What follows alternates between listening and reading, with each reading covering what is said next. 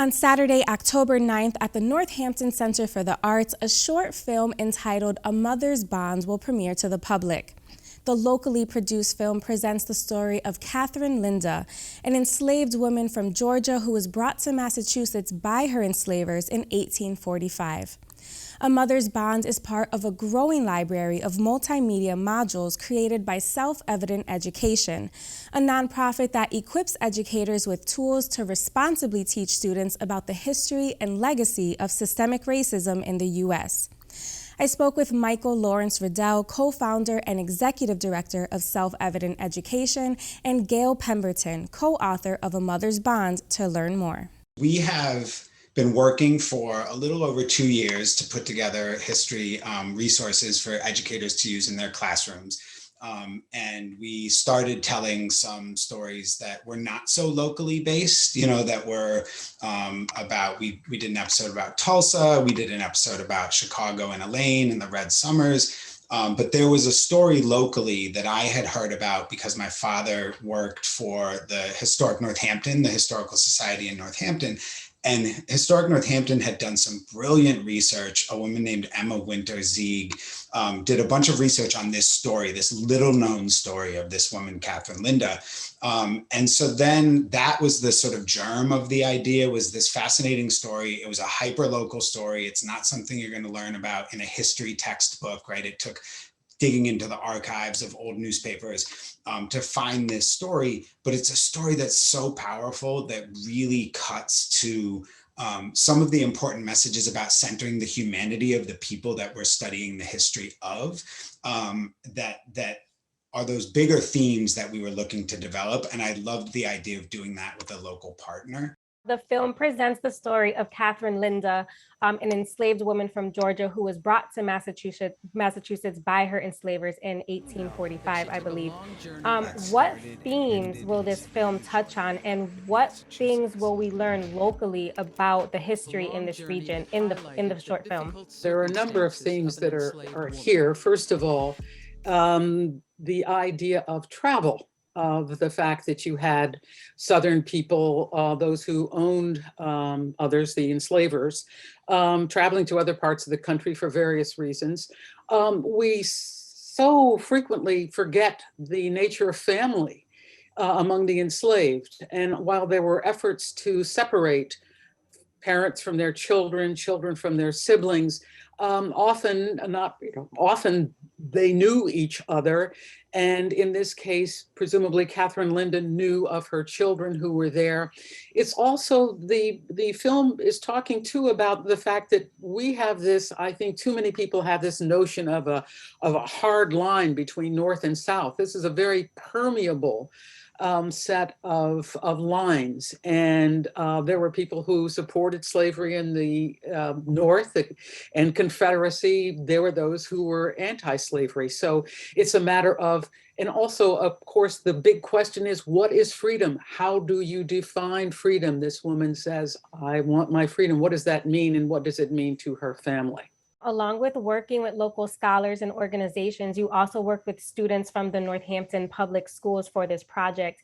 Why was it important for you to engage these young people, and what were their roles during this project? I've been an educator for almost 20 years, public schools. I taught in Brooklyn, Boston, and Amherst, Massachusetts. And so I left the classroom about 2 years ago. And so just selfishly, one of the things that excites me is working with young people and seeing the way that they work through complicated and complex ideas. And so I loved the idea of being able to take this professional curriculum writing work that I was doing and involve students in the process. And then I had a group of middle school interns, 7th and 8th graders, who were just a phenomenal group of students. A small group, there were 8 of them. And we worked together first to analyze some of the modules that we had built. So they watched some of our episodes, and then they created a language system to talk about what makes the episodes work. And these are kids for whom often school was not a place that was successful, right? And they created curriculum for the module, right? So one of the 7th graders was done with his work, and he said, Miss, I'm going to go to his teacher, Dr. Holly Graham, who's brilliant. He said, Miss, I'm going to go sit over there and I'm going to write a letter to D.W. Hodgson, who's the enslaver who brought Catherine Linda to Massachusetts. He said, I'm going to write a letter to him, and these are the things that I'm going to tell him. And that became an activity that now teachers and students across the country are going to have an opportunity. And this kid, Marcos, a 7th grade student, wrote that piece of curriculum that's now being used in schools across the country. And I think that it's just such a powerful model of what students can do when you engage them at their level and then allow them to rise above that, And speaking about what students can do in engaging them, Gayle, you were Michael's professor at Wesleyan University, and you have now come full circle and are working together on this story. What was that experience like, co-authoring and co-hosting this short film with Michael, who was once your student? Well, it's in some ways a dream come true. First of all, that one's former student is doing such exceptional and important work.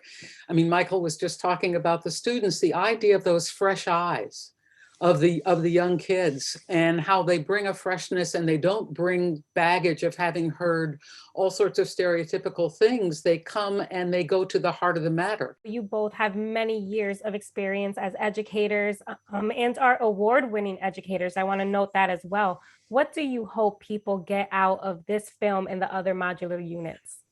Well, I think that with storytelling at any level, the best storytelling, as Michael was saying, it reaches into you. You hear a story and you start filtering it through your own experience. But what happens is it comes out a different way. It expands, you expand it in your mind and your experience. Everybody has family stories. Everybody knows these things. This is how cultures are built, on storytelling. And what we hope is that through this process, people begin to understand what they've missed and how important what they've missed has been for them to understand the present. I fully believe that words and stories have the power to change the world. And they've done it, right? And so, that's part of what we're asking people to do, is to use the work that we're doing as a model for how to understand, different perspectives and to tell different stories and to honor those stories in ways that are authentic and meaningful and accountable.